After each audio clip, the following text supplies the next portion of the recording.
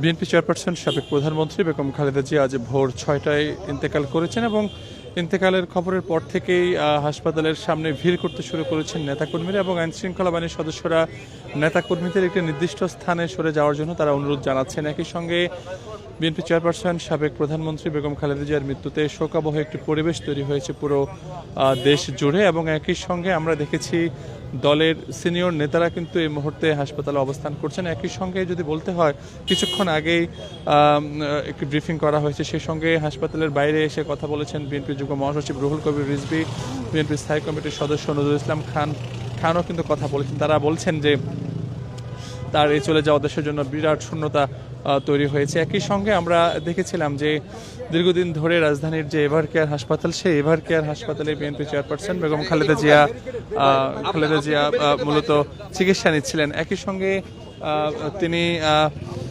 চিকিৎসা নেওয়ার ফলে তার অবস্থা শেষ কয়েকদিন তার অবস্থা অত্যন্ত সংকটাপন্ন ছিল বলে চিকিৎসকরা জানিয়েছেন। একই সঙ্গে যদি বলতে হয় যে শেষ সময়ে মূলত চিকিৎসক এবং তার পরিবারের পক্ষ থেকে কিন্তু কয়েকবার তারা জানিয়েছেন যে তার অবস্থা অত্যন্ত সংকটাপন্ন। আজ ভোর ৬টায় তিনি কিন্তু রাজধানীর যে এভার কেয়ার হাসপাতাল, সেই এভার কেয়ার হাসপাতালে তিনি ইন্তেকাল করেন এবং তার মৃত্যুতে পুরো দেশে একটি শোকাবহ পরিবেশ তৈরি হয়েছে।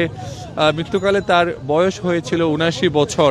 তিনি শেষ কয়েকদিন রাজধানীর যে এভার কেয়ার হাসপাতাল, সেই এভার কেয়ার হাসপাতালে তিনি চিকিৎসা নিচ্ছিলেন এবং আমরা দেখেছিলাম যে তার অবস্থার শেষে কয়েকদিন শুরুর দিকে কয়েকদিন অপরিবর্তিত থাকলেও মাঝামাঝি সময়ে এসে কিছুটা উন্নতির কথা চিকিৎসকরা জানালেও কিন্তু শেষ কয়েকদিন তার অবস্থা সংকটাপন্ন হয় বলে চিকিৎসক এবং পরিবারের পক্ষ থেকে জানানো হয়। এবং যদি বলি আজ ভোর ৬টায় তিনি কিন্তু রাজধানীর যে এভার কেয়ার হাসপাতাল, সেই এভার কেয়ার হাসপাতালে ইন্তেকাল করেছেন এবং নেতাকর্মীরা কিন্তু এরই মধ্যে এখানে ভিড় করতে শুরু করেছেন। আইন শৃঙ্খলা বাহিনীর সদস্যরা তাদের সরিয়ে দিচ্ছেন নিরাপদ একটি স্থানে। একই সঙ্গে আমরা দেখেছি যে আইন শৃঙ্খলা বাহিনীর সদস্যরা কিন্তু এখানে মোতায়েন রয়েছে। একই সঙ্গে বিএনপির শীর্ষ নেতারাও কিন্তু ভিতরে প্রবেশ করছেন এক এক করে। এছাড়া বিভিন্ন রাজনৈতিক দলের নেতারাও কিন্তু আসতে শুরু করেছেন এভার কেয়ার হাসপাতালে। বিএনপি চেয়ারপারসন সাবেক প্রধানমন্ত্রী বেগম খালেদা জিয়া তিনি দেশের প্রথম নারী প্রধানমন্ত্রী ছিলেন। বিভিন্ন রোগে তিনি চিকিৎসাধীন ছিলেন এই রাজধানীর এভার কেয়ার হাসপাতালে। আমরা রয়েছি এই মুহূর্তে রাজধানীর যে এভার কেয়ার হাসপাতাল, সেই এভার কেয়ার হাসপাতালে।